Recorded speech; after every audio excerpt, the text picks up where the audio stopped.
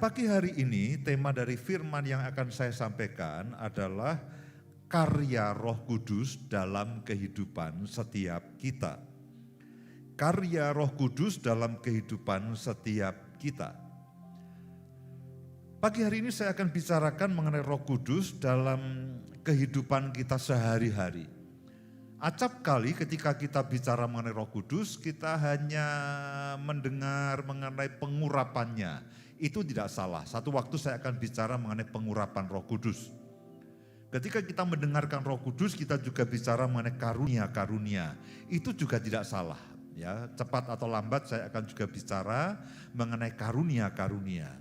Kemudian juga ibadah-ibadah pengurapan Roh Kudus di mana orang ditumpangi tangan lalu memanifestasikan akan karya Roh Kudus, itu juga hal yang bagus, itu hal yang baik. Tapi dalam beberapa kesempatan ke depan kita akan bicara mengenai Roh Kudus dalam kehidupan kita sehari-hari. Bukan hanya Roh Kudus dalam ibadah pengurapan Roh Kudus, karena seringkali itu jauh lebih menarik karena jauh lebih heboh. Tapi saya ingin bicara dalam beberapa minggu ke depan ini mengenai karya Roh Kudus dalam kehidupan kita sehari-hari, dalam setiap aktivitas, dalam semua peran kehidupan kita masing-masing.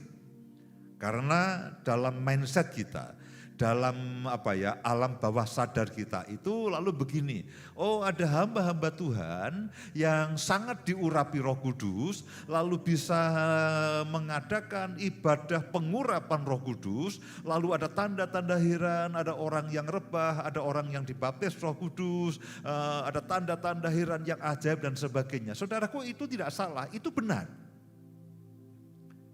Tapi kita harus menyadari bahwa Roh Kudus tidak hanya beroperasi, tidak hanya berkarya pada waktu ibadah pengurapan Roh Kudus atau ibadah KKR tentang Roh Kudus, tidak hanya itu. Ketika Yesus katakan bahwa aku akan minta kepada Bapa supaya dia memberikan kepada kamu seorang penolong yang lain, itu adalah penolong yang akan menyertai kita, saya dan saudara, dalam kehidupan sehari-hari. Dalam semua peran dalam kehidupan kita. Apakah saudara sebagai seorang ayah, sebagai seorang ibu, sebagai seorang orang tua, saudara sebagai seorang pekerja, sebagai seorang pengusaha, seorang bisnismen, seorang pelayan.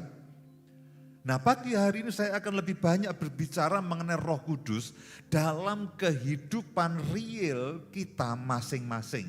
Bukan hanya di dalam ibadah pengurapan Roh Kudus dan sebagainya, tapi bagaimana saya dan saudara dalam kita melakukan peran dan dalam kita melakukan tanggung jawab keseharian kita sebagai apapun. Saudara, sebagai ayah, sebagai orang tua, sebagai guru, sebagai pengusaha, sebagai pekerja, sebagai apapun.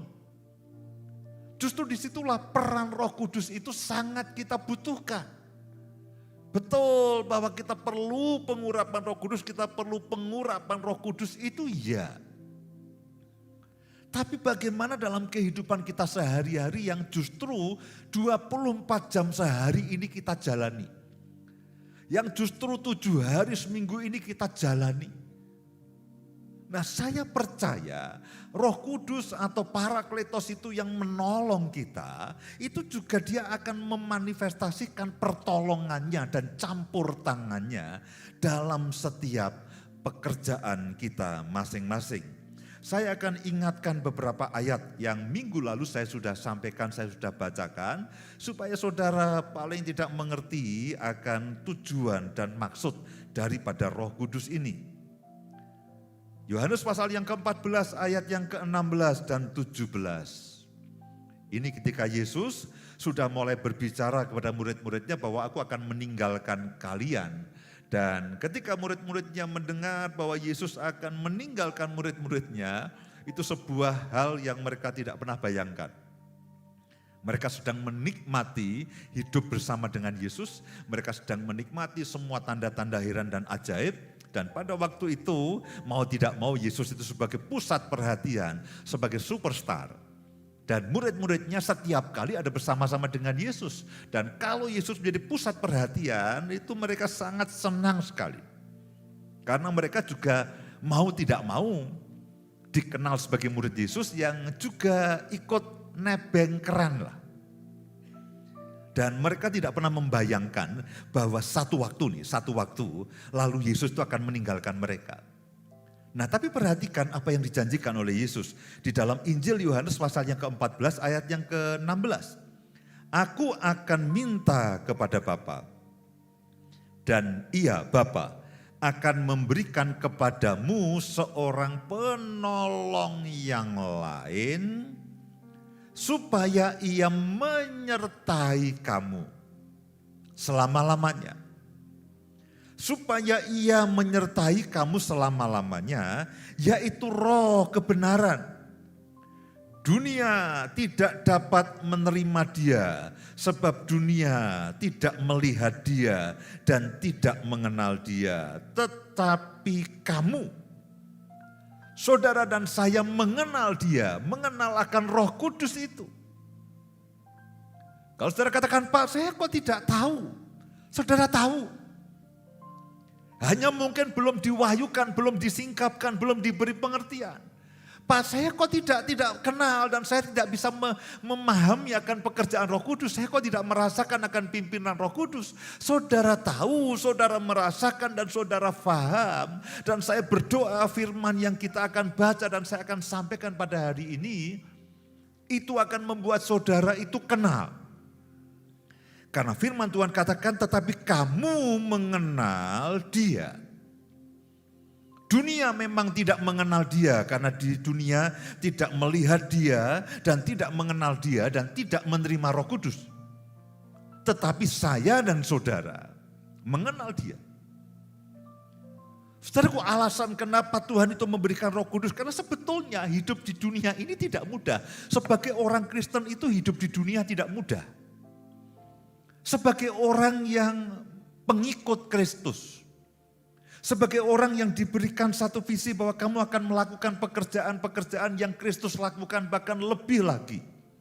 Sebagai seorang yang harus menjadi saksi Kristus, sebagai seorang yang harus memenangkan dunia, memuridkan bangsa-bangsa, sebagai orang yang harus mengeluarkan buah-buah pertobatan, sejujurnya itu tidak mudah. Di tengah-tengah dunia, apalagi pada musim sekarang ini, itu menjadi orang Kristen, menjadi anak Tuhan itu tidak mudah.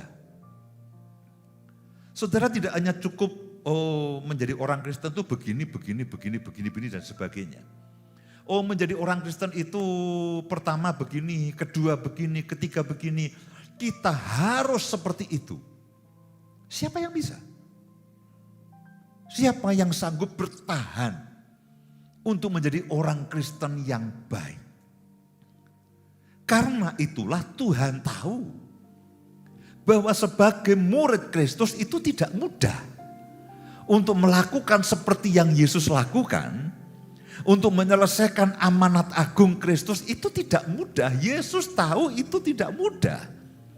Sebagai seorang manusia dengan semua kelemahan, dengan semua persoalan, dengan semua keterbatasan, dengan semua pergumulan yang tidak pernah ada habisnya, itu lalu menjadi murid Kristus, menjadi saksi Kristus, dan memuridkan murid Kristus yang lainnya dengan semua beban pelayanan, itu tidak mudah. Kita melakukan dengan supaya semua upaya kita, dengan semua kepandaian kita itu tidak mudah. Karena itulah Yesus katakan, aku akan memberikan kepadamu seorang penolong yang lain. Dia akan menolong kamu, dia akan memimpin kamu, Roh kebenaran itu yang akan menyingkapkan dan mewahyukan semua kebenaran. Dan dia akan mengurapi kamu, memampukan kamu semuanya. Itulah tugas Roh penolong. Yesus minta kepada Bapa supaya Bapa ini memberikan penolong yang lain. Karena kalau Yesus tidak minta kepada Bapa dan tidak meminta penolong yang lain, saudara dan saya akan sangat kedodoran. Alih-alih saudara menjadi orang Kristen yang baik, kita akan sangat kedodoran, kita akan sangat kebingungan bagaimana caranya lalu menjadi saksi Kristus, hidup seperti Kristus, melaksanakan perintah Kristus, memenangkan dunia. Loh, kita bertahan dengan hidup kita sendiri saja, ngurus hidup sendiri, ngurus pekerjaan sendiri, ngurus keluarga sendiri saja, sejujurnya tidak mudah. Kita dengan semua keterbatasan kita, dengan semua pergumulan yang setiap hari kita hadapi, itu pun tidak mudah. Bagaimana caranya kita yang mengurus diri sendiri saja kadang-kadang jengkel. Mengendalikan diri sendiri saja acap kali tidak selalu berhasil. Lalu bagaimana caranya kita hidup seperti Kristus? Menjadi saksi Kristus. Lalu kita katakan, Yesus, aku mau menjadi seperti Engkau, menjadi seperti Kristus, melakukan pekerjaan Kristus, bahkan lebih lagi. Loh, bagaimana caranya kita ngurus diri sendiri saja, acap kali kita frustasi, kita kebingungan setiap kali kita melakukan apa yang kita tidak ingin lakukan, dan yang kita tidak lakukan, yang kita ingin lakukan yang baik justru tidak kita lakukan. Tidak ada cara lain untuk saya dan saudara bisa menerima semua yang Yesus berikan. Atau waktu saya akan bicara mengenai Roh Kudus adalah meterai dan jaminan. Sampai kita mendapatkan semuanya. Kalau kita bicara mengenai Roh Kudus akan sangat banyak butuh waktu. Tapi saya akan sampaikan karena itu penting sekali. Saudara tidak bisa meniru Kristus. Saudara tidak bisa sekedar meniru ucapan Kristus dan mencoba meniru apa yang dilakukan oleh Kristus. Kristus ada di dalam kehidupan saudara dan dia meminta kepada Bapa seorang penolong yang lain yang tinggal di dalam kehidupan saya dan saudara, dan dari situlah lalu pekerjaan-pekerjaan Kristus itu akan dinyatakan lewat dan dalam hidup saudara. Tetapi kamu mengenal dia sebab dia menyertai kamu dan akan diam di dalam kamu. Saudara dan saya mengenal Roh Kudus dan Roh Kudus akan menyertai saudara dan saya dan akan diam di dalam saya dan saudara.